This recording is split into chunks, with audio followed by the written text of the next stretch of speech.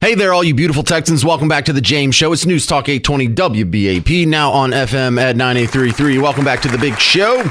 Election 2024 rolls along, and now that we have all the pieces on the chessboard, and I think we're kind of past the initial bumps here. So there's going to be nothing but trying to move this tiny percentage of swing voters. Like, who hasn't made up their mind by now? They're out there. I don't even know if I know any people who haven't made up their mind. How many people out there actually haven't? You don't know. You don't have enough information that you're still making up your mind yet. I'm not going to make fun of you.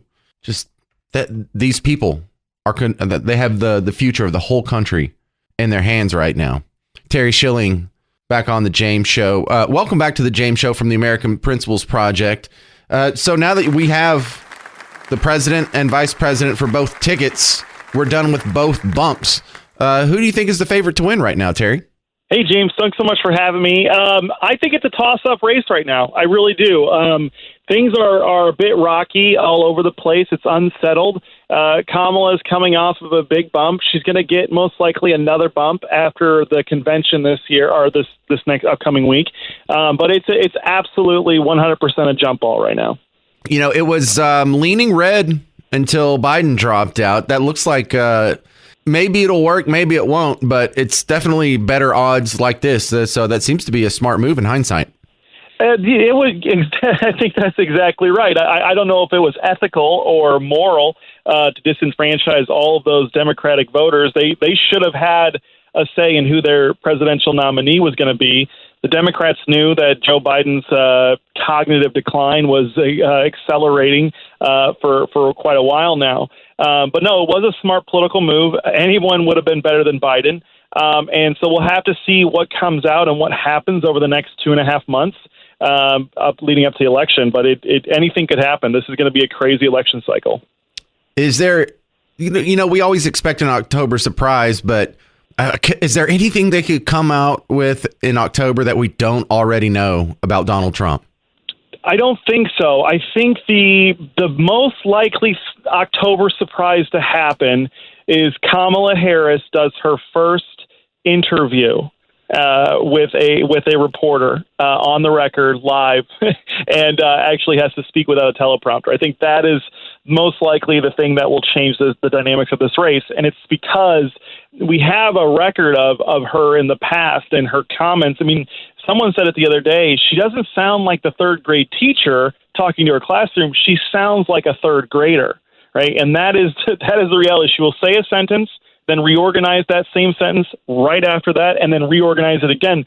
So I think that the biggest likelihood for an October surprise is the American people actually get to see her under fire from an ally in the legacy media. No, I get what you're saying about saying the sentence, rewording it and rephrasing it, because it's the same thing you did when you had to write a book report for a book you didn't read, and that's how she talks. Yeah, that's exactly right, and it's really bad. I mean, okay. So other side then is there a possible October surprise coming against Kamala Harris? I don't know. There could be a lot of different things. I mean, there's not a lot. I mean, there's a lot that we don't know about her. Right. And if you go to the other side, on Donald Trump's side, we know everything about him. It feels like we even know the things that aren't true about Donald Trump. He's had everything thrown at the wall against him just to see what would stick. And a lot of it has, even the untrue stuff. So we'll have to see. But I mean, the problem for Kamala Harris is that for the most part right now, she's only had positive coverage. So what happens that could change that? And there's a lot of things that could happen. She could slip up and say something bad about Israel, something bad about inflation. I mean, she's already kind of coming out and saying that inflation's a problem and that we need to elect her to fix the problem. Well, why doesn't she just tell Joe Biden what to do to solve inflation right now and give the American people some relief, right? Show some flexing. I do think, though, that there is a chance that in October, Joe Biden could, in fact, decide to step down from the presidency entirely, giving her thus another bump prior to the election. That's a fantastic prediction. We should probably clip that out, because if that happens, that'd be cool to play back. Terry called this.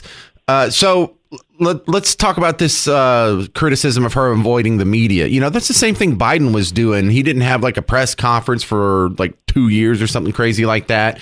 And then when he did finally like sit down for an interview, it'd be for, 12 minutes with an incredibly favorable interviewer. And he knew all the questions in advance and everything was vetted and staged. And so when he finally did get plopped out there, he managed to skate through the State of the Union, but not a debate.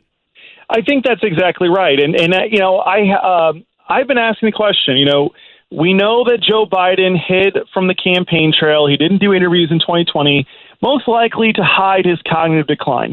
Joe Biden in 2020 was not the Joe Biden in 2008 or 2016 or 2012. So what is Kamala Harris hiding from the American people? I think it's the fact that she's vapid, that she really doesn't know very much about public policy. I also think that she has very unpopular views that if she were to articulate them in front of the American people, she would lose in a landslide.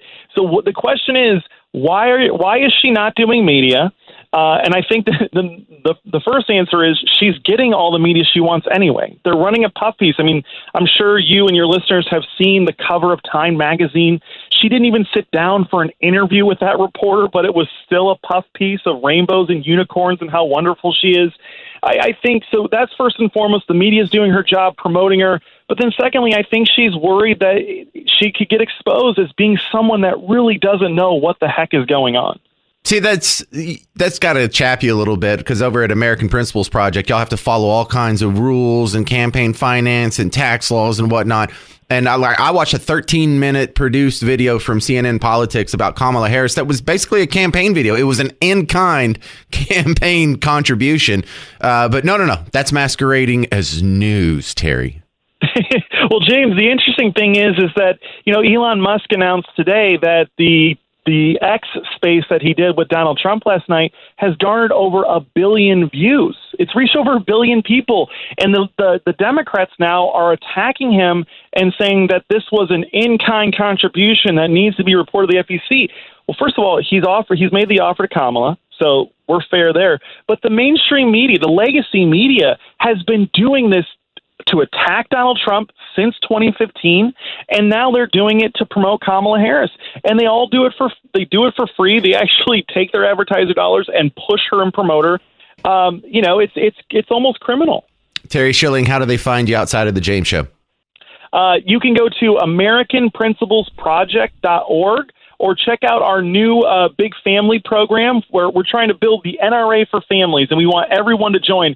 And you can go to family.vote. That's it. Just family.vote. Type it in your search bar, and you'll get connected to our website, and you'll be able to sign up and get engaged. Terry Schilling, thank you for your time, sir. Thanks, James. All right, coming up next, you're going to hear a reporter basically begging the White House spokesman, can we not censor our political opponents, please? That's coming up next. If you want to jump in on the conversation, 800-288-9227, 800-288-9227. Or are you one of the billion people who listened to part of the interview with Trump from Elon Musk last night? I'd love to hear from you and your thoughts. 800-288-9227. This is The James Show, News Talk 820 WBAP, now on FM at 93.3. Welcome back to The James Show, News Talk 820 WBAP, now on FM at 93.3. So the big story in the Decision 2024 plot that we have going on until November is this interview last night. You just found out that over 1 billion people, reportedly, allegedly, whatever, have tuned into at least part of that interview. This feels like what you were hoping the internet would be when you discovered it in the 90s. You kind of thought ahead and figured, look, once we all figure out how these machines work, and once we get good at producing content from like a small democratic level, not it's going through the halls of just 4 big networks, all the information dissemination, or it's going through the halls of the university at the state level. It's getting outside of government. It's getting outside of the big corporations, and we are able to get the truth to each other by going around the previous gatekeepers. Now, this has taken longer than you thought it would, because we didn't think, look, I didn't think, Garrett didn't think, you didn't think that after being exposed to the internet for 30 years, people would be dumber. You thought, oh, we have all of human knowledge and experience at our fingertips. certainly some of these myths would go away. And some of them have, like alligators in the sewers or Bigfoot or vampires or, some, myths. And I'm exaggerating there, but some well-known myths, urban legends have gone away. However, even with all this new information at our fingertips, we managed to come up with new myths, like men can have babies. Like no one was saying that 30 years ago before we had the internet. Now we have the internet. We have all of human learning at our disposal. And some people got dumber. Some people don't like the idea of these extra ideas going around the gatekeeper and spreading to the masses unfiltered. That scares the heck out of people. Now, who are these people? And if you are one of these people, when you read 1984, are you cheering for Big Brother? Is that what you're doing? Are you? Because, I'm not necessarily cheering for Goldstein. I don't even know if that's a real guy. But I'm kind of cheering for Winston to snap out of it. And the crazy part about 1984 is it seemed when you read it in high school or whenever you were first exposed to it, I assume you read it or at least read the Cliff Notes or saw the movie or something, is you thought, wow, if you have big government agencies trying to censor and control and change the past and control the flow of information and change the meaning of words, like, wouldn't everyone in society immediately recognize them as the bad guys? Well, apparently not. So for my first example here, you might want to pull over your car so you don't wreck it. This should, I don't know, should this make you mad or sad? I don't know. But we have a reporter who is basically begging the White House to censor his fellow Americans. If you are scared of the outside world hearing the ideas of your political opponents unfiltered, well, then perhaps your arguments don't deserve to win the court of public opinion. Perhaps you need to come up with better arguments. But here's this dude. I don't even know who this is. I don't even want to know who this is. If this was my son, I would disown him. But we have a reporter in what's supposed to be a free country with the freedom of the press. He's there because of the First Amendment has freedom of the press. Begging, can we not please censor this? And it was all over this speech last night, or this interview last night between Elon and Musk Trump. Is slated to interview Donald Trump tonight. Oh, yeah, and I should say, this is like a few hours before the interview even happened. Before the interview even happened, he's begging, can we do something to stop this? Elon Musk is slated to interview Donald Trump tonight on X. I don't know if the president is going to tune in. Feel free to say if he is or not. But I think that misinformation on Twitter is not just a campaign issue. It's a America issue. What role does the White House or the president have in sort of stopping that, or stopping the spread of that, or sort of intervening in that? Some of that was about campaign misinformation, but it's a wider thing, right? Yeah, no, and you've heard us talk about this many times from here about the responsibilities that social media platforms have when it comes to misinformation, disinformation. Don't have anything to read out from here about specific ways that we're working on it, but we believe that they have the responsibility. These are private companies, so we're also mindful of that too. But look, it is. I think it is incredibly important to call that out as you're doing. I just don't have any specifics on what we have been doing internally as it relates to the interviews. Not something that I'm tracking, and I'm sure the president's not tracking it either. Wow, you just heard a reporter begging. Is there something we can do to stop this? And what's it all over? Misinformation? Oh, please. Oh, you're concerned about misinformation? You know how easily exploitable a lie that is? For one thing, you don't know, you didn't know me back then, but when COVID was going down in 2020 and the election stuff was all happening, that's when a lot of people were getting censored and deplatformed. I had my whole YouTube channel erased. I had hundreds of videos that I had accumulated and views and statistics over a decade. And I just lost all of that. Almost everything I got a strike for turned out to be true. But when I started getting strikes, I did a little test. I'm like, oh, if they're concerned about misinformation or disinformation, I did a whole show where I talked about how vampires were real and how Bigfoot is real and how you get STDs from toilet seats and just all kinds of just the dumbest misinformation. And then I would say that the vaccine doesn't keep you from getting sick. That would get flagged. I would say these things and just to prove it's not about misinformation or getting things wrong. No. It's all 100% about what would hurt your political agenda. Whether it's true or not, you don't care. And they're not concerned about misinformation. They weren't concerned about misinformation when they told you the Olympics opening ceremony. No, that was Dionysus. You need to study up on your Greek history, idiot. When they told you Biden wasn't in a mental decline for the last 5 years, you're not concerned about that misinformation. No, you're not concerned about the fact that he's actually a dementia patient. When they told you inflation is transitory, or it wasn't happening, or it's not a bad thing, or it's a good thing. Any concern about misinformation there? When they told you the vaccine worked, it would keep you out the hospital, or keep you from dying, or keep you from being communicating or being communicable with the disease, spreading the disease. When they told you masks would work, when they told you we got to shut down your church and your school. No concern about misinformation there. No concern about misinformation with Jussie Smollett. You all just fell for it like idiots. No concern about misinformation when you lied to us about the Covington high school kids supposedly accosting a sweet little veteran Native American who just wanted to drum in front of the Lincoln Memorial. Yeah, they're not concerned about misinformation. They're concerned about the people hearing information that they don't want them to hear because that would not be politically good for them. Coming up next, I'm going to ask my next guest, Talmadge Boston. He's an attorney. He's a historian. You've probably read his columns in the Dallas Morning News. The question that I can't get anybody to answer: name a Kamala Harris accomplishment.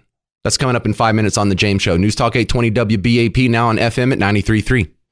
Hey there, welcome to The James Show. News Talk 820 WBAP, now on FM at 93.3. Welcome to the big show. Serious question. Name a Kamala Harris accomplishment. Like, what has she done? Like, I can name a J.D. Vance accomplishment. He started a business and built it up and made millions of dollars before he turned 40 years old, and he employs people. But Kamala Harris, look, I'm not trying to trick you. Go ahead and Google it. I'm not saying off the top of your head, I bet you can't name one. I'm saying if you go Google it, if you go, like, I watched the 13-minute video that CNN had produced about Kamala Harris and why she's a great candidate and ready for the office, and there wasn't any accomplishments. And an accomplishment isn't winning an election. No, I mean, like, what has she done? Don't know. You could say some things about Trump. You know, he hosted a show and it was a success. He's done real estate ventures, some of which have failed, some of which were a success, but he did something. He's built buildings. He's renovated properties. He's been a landlord. I don't know. Talmadge Boston is my next guest. Let's ask him. You're a historian. You're an attorney. You write columns for the Dallas Morning News. This is something you've looked into for a big chunk of your life. But can you name a Kamala Harris accomplishment, Talmadge? No. Of course, in California, her record was largely as a lawyer, and certainly we get all kinds of mixed responses as to how she did. I have yet to hear anyone talk about that she did anything important in a courtroom or as a lawyer in person. And certainly the state of California, with all the people leaving and moving to Texas, is kind of evidence of itself of the issues over crime there. And so certainly nothing in California, nothing in the U.S. Senate. She was not responsible for any important legislation. In fact, her voting record, as we all know, was more liberal than Bernie Sanders, and so there's nothing there. As far as vice president, her only known responsibility had to do with border security, which obviously she failed miserably on. So despite all of these things, we find ourselves, as we watch television and read the newspapers and read the results of polls, she's surging, and Trump is falling every day. Well, in the last article I saw that you had in the Dallas Morning News, it was right before Tim Walz was announced, and you were making the case that Harris has a chance to appeal back to the moderate, to the center voters. Was Walz the right pick? No, and in fact, the piece that I will have this coming Sunday in the Dallas Morning News will talk about why he was the wrong pick and why J.D. Vance was the wrong pick, because both of the presidential nominees basically picked their ideological clones. Walz is as far left as Harris, and Vance is as MAGA as Trump. And 15% of the American people are still in the middle, independents, undecided. And this race is going to be determined by them in the border states. And so by picking someone who's not a moderate, Harris picking Walz, Trump picking Vance, Harris could have picked Shapiro or Kelly, both of whom were moderates and both of who come from border states. Trump could have picked Nikki Haley. They chose instead to pick their rubber stamp VP candidates, which is not what successful presidents do. My column will talk all about our great presidents and who they picked as voting as vice presidents to make sure that they would broaden their base and not merely just duplicate their base. So from my perspective, at least, both of the presidential nominees made mistakes with their choice of vice president.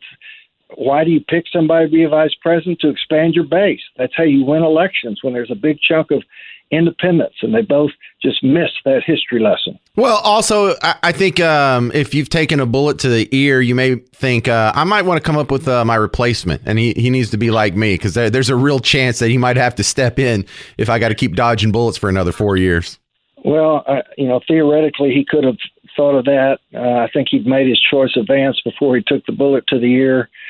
I think on your show and other shows talked about that this might be a situation like Ronald Reagan when he was shot and an assassin threatened his life, and he came back with a whole new mindset, seeking to end the Cold War and bring an end to communism. And at first, Trump's remarks were that he now looked at life differently, and the theme of the convention was going to be unity and all these things. And I had hopes that, maybe this, in fact, was going to make him a stronger candidate. But in fact, he's back to the old Trump. He's questioning Harris's race. He's challenging the size of her crowds. He's wanting to talk about how the 2020 election was stolen. He's doing everything he can, it seems like, to reduce his chances of winning. So the whole situation is very strange. I mean, obviously, Harris and Biden are vulnerable on so many levels on the key issues of border security, inflation, foreign policy. And yet Trump wants to talk about these things that are not important in the grand scheme of things, do not impact Americans' pocketbook, do not impact our place in the world, in a very dangerous world. Instead, he wants to talk about her race and crowd sizes, and how if he loses, he said to Elon Musk, he wants to move to Venezuela. So the whole thing is just twisted off in a real strange direction. If you see the Wall Street Journal today, editorials saying, why is he trying to lose the election? And this is like the second time in 2 weeks that the conservative Wall Street Journal, who obviously would love for Trump to win, as opposed to Harris, who's so far to the left and out of step with the American people. And yet Trump keeps giving her ammunition and also seriously hurting his chances. So you're his campaign advisor. I have a good idea what you would just say in his ear after that little tirade there. And I'm not saying you're wrong. I hear that from a lot of people. If he could just calm down on the emotional stuff and the personality stuff and stick with the issues. But what do you tell a guy who says, well, that's how I won in 2016? I have a feeling there's people just like you saying that into his ear, and he's juggling how much to accept that, because I have seen him pull back a little bit more than he did in previous elections. He hasn't been as bombastic and as sensational, but I think he's hearing that advice, and he's just deciding against it. People have to be telling him that, Talmadge. Well, I think you're right. I think people from all angles are telling him that he is causing his own downfall, and yet he's not a listener. He's never been a listener. When he sets his mind on just taking off in whatever direction he wants to go, that's what he does. Yes, he won in 2016. He also lost in 2020, and his support caused Republicans to lose in 2018 and 2022. So his record over the course of his political career, which started in 2006, right. Sorry to interrupt. Not been good. I just have a question for you from a Facebook comment, and we only have 1 minute left in the segment. Greg asked, what did Dan Quayle bring to the table with Reagan? I think he means what did Dan Quayle bring to the table with Bush, obviously, but that's a good question. What did Dan Quayle bring? Dan Quayle didn't bring anything except geographical diversity. He was from Indiana, the Midwest.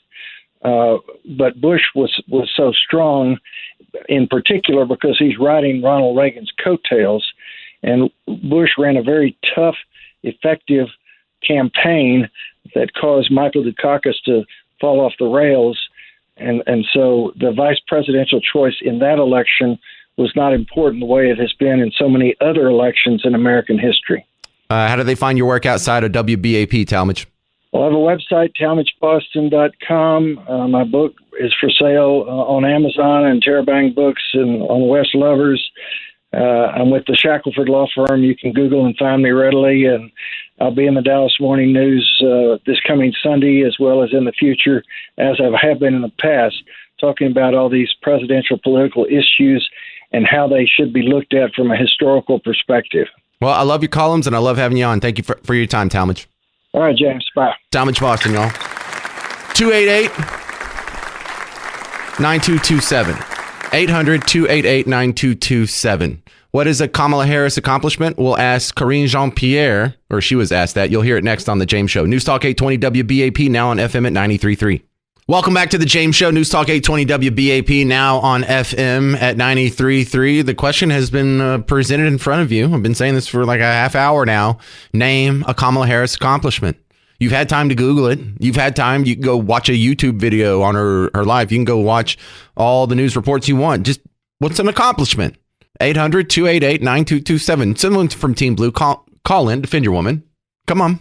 It's okay. I'm nice. I'm sure there's something out there. I just haven't found it yet. And I'm not saying this to be mean. I'm not saying this to be a jerk. I'm not saying, oh, she's never done anything in her life. Either she hasn't or it's being hidden from us, which isn't a good sign either. I would like to know. We're being asked to exercise our civic duty, be informed voters. That includes knowing if the person we're supposed to be voting on has done anything with her life. Someone asked Karine Jean-Pierre, the White House spokeslady. Actually, this was Phil Wegman from our buddies over at Real Clear Politics. You know how I have Varney on quite a bit from Real Clear Politics. So he actually got in the room at the press conference, got to ask a question, and listen to her answer. See if she names what after the soundbite. I want you to be able to recite to me what that accomplishment was that she named. What does the president see as the vice president's biggest achievement during their time in office together? So look. All right, well, that's not fair because he did narrow a window to their time in office together. But I would go ahead and expand it. Aside from winning an election, has she actually done any? What's an accomplishment? Because they've been partners, those achievements have been done, certainly. Those historic, unprecedented achievements have been done together. I'll say this, the president believes in the vice president leadership, her temperament, her experience, and he has said this himself. One of the proudest decisions that he made in 2020 was selecting her as vice president because he believed that she can go on day one. And you've seen them do that together on day one of this administration. That doesn't change. I'm not going to parse out anything from here. They have been partners. She's been a critical partner for this president for during this term, and will continue to do so. You will see them together on Thursday in Maryland, where they would talk about their next announcement on lowering costs for the American people. There's not a specific policy achievement. It's a comprehensive whole. I would say it's a comprehensive whole. So what was that? Nothing. Now, that's a tough question when you put the window on it, because I don't think I could answer that for most vice presidents. What's a vice president accomplished? They're not supposed to accomplish anything. They're supposed to break ties in the Senate. And if the president has to be put under anesthesia, he gets to hold the remote control for a few hours, metaphorically speaking. But you could name accomplishments for like J.D. Vance in life, started the company, what was it, Ambrosia, and then he did some other venture capital investments, made over $1 million, employs a whole lot of people. Starting a business counts. That's something. You could probably name it for a lot of other candidates who, outside of being vice president, again, where you're not really charged with any task. However, Kamala Harris was put in charge of the border. Now, it's not written in the Constitution that the vice president's in charge of the border, but you were told, she's the border czar. She's going to be handling it. And so she was actually given a task. How'd she do? How's the border? Is it all cool now? Is it all gravy? No. So even in the limited task that she was given, where's the accomplishment? 800-288-9227. It feels like this is a rhetorical question, like I'm about to tell you some punchline. There's not one coming up. I mean, this is what I got. And I looked up for this show. I was trying to do research for this show. That's what I got. Like, I feel like playing you this 13-minute, basically a campaign video that they did for Kamala on CNN, but I can't play you the part where they name an accomplishment because they don't. 800-288-9227, 800-288-9227. Coming up next, David Hamilton from America's Future Series, and we'll look at the impending conflict with Iran. That's on The James Show. News Talk 820 WBAP, now on FM at 93.3. Welcome to The James Show. News Talk 820 WBAP, now on FM at 93.3. Democrat National Convention happens next week. We will have some highlights here on The James Show. I am not going to watch the whole thing. I didn't watch the whole Republican convention, but I will watch some of the keynote speeches for sure. I love to roll audio on these things and bring you the highlights here. What we have confirmed so far is the people you would expect. Bill Clinton, Hillary Clinton, President Biden, President Obama. They're some of the speakers that are confirmed. And we don't know a whole lot other than that. I saw a rumor that the grandson of Jimmy Carter will speak on behalf of his grandfather, Jason Carter.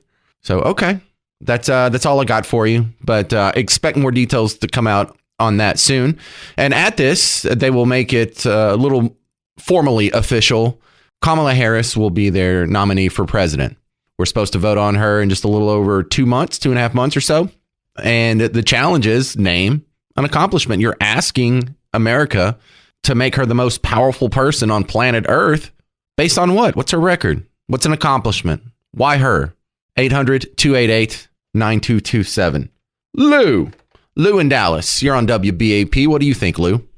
$8.5 trillion. She had 2 votes in the last 4 years as president of the Senate. She has single-handedly given us inflation and a 20% tax inflation burden on the world. Yeah, I was looking at my budget, like how much we spend on groceries, and it's hard to do because I can't include how much my wife spends on her own lunch. Other than that, statistically speaking, my grocery bill is 30% higher than it was 4 years ago. Now, granted, I have 4 kids and they're all 4 years older, so maybe they eat a little bit more. But my real inflation has been about 30%, and that's just from the grocery store. Now let's take the cost of the kids eating a little bit more. Okay, 25%. Yeah, 25% inflation. The only thing I'll argue with you on that, Lou, is they didn't do that all by themselves. That whole bunch of people in Congress and Senate that were voting for it. James, your question was, what did she accomplish? Both of those were 1 vote, her vote as vice president. As the tiebreaker. As the only duty she has spelled out in the Constitution. 25th Amendment is not an obligation. It's if the vice president thinks the current president is incapacitated. Okay. The positive obligation she has is to break ties in the Senate. And she took 2 actions. I'm taking the liberal view I'm not going to give over liberal as a noun to liberal thinkers because I'm a liberal thinker. Adjective, but yes. As an accomplishment, she accomplished tremendously more than Biden or Trump or anybody else. She, in 2 votes, $8.5 trillion. Okay, you're right. And the limited action that she had as vice president, that was the result of it. Her positive obligation in the Constitution is to break ties in the Senate. She did it other times, but on those 2, Build Back Better and Inflation Reduction Act, she single-handedly gave us 20% quibble around it, but she broke the world and the U.S. on inflation. All right, Lou gets 8 points. No, 9 points. 9. Put Lou down for 9 points from Dallas because he's right. Now, that's not the accomplishments that most of us would consider something you would trumpet from the campaign podium, but Lou's correct, so he gets points there. And the limited duties that you do have as vice president. And look, there's a lot of vice presidents who never get to break a tie, who literally do nothing. He's right. She did actually do some things as VP, and you're seeing the results of it. Can she name her favorite rapper yet? Because this came back up on the old social media feed, and I had to play this for you because I had forgotten all about this. She has, when you try and understand why she's hiding from the media in the middle of a presidential election, wouldn't you want to get all the media you could possibly get? Wouldn't you want to get in front of many cameras and get your message out? It's a friendly media. Why aren't you talking to them? I don't know. Maybe it really is so bad that they don't trust her to talk because stuff like this happens. Best rapper alive. Tupac. He's not alive. You said he lives on. Not alive. I know. I keep doing You said it. Nervous laugh to cover. West Coast girls think Tupac lives on. I'm with you.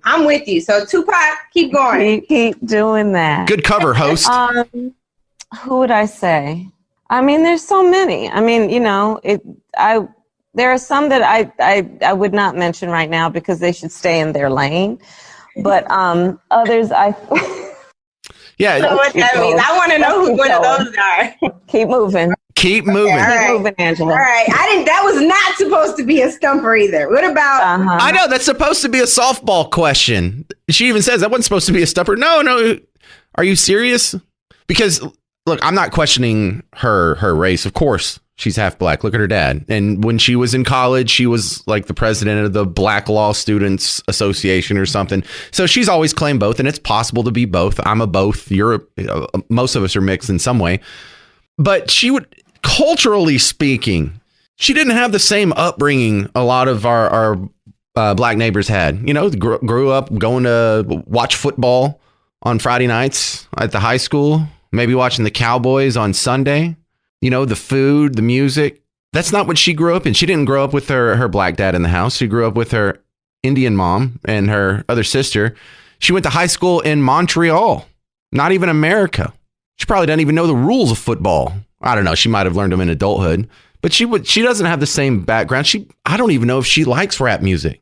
Of course, she'll say she does because she's Machiavellian and she knows that's the smart way to get supporters and maintain your voting block. But does she really?